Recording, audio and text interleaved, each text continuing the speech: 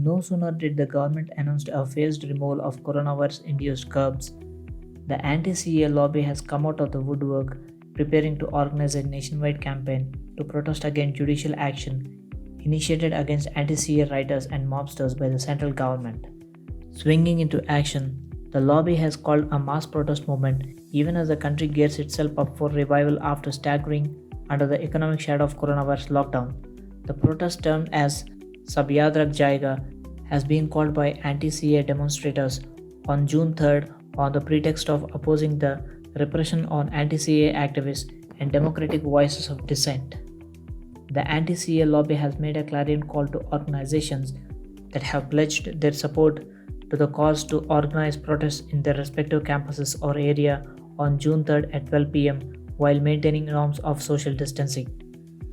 The release of all CA activists, immediate attention of the plight of migrant workers and toiling masses instead of repression of democratic voices of dissent, arrest of the real culprits of Delhi riots, the release of political prisoners, and repealing of CAA, NPR, and NRC, as well as the Unlawful Activities Act, are the slated demand posted by the group.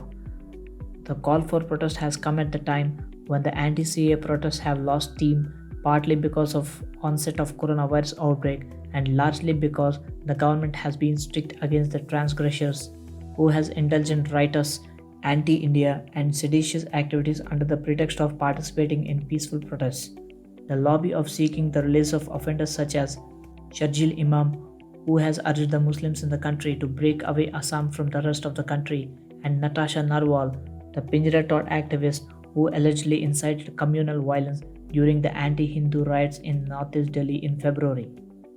Of the above demands, the scrapping of UAPA seems to be the front burner for the organizations who are staging to protest against the government.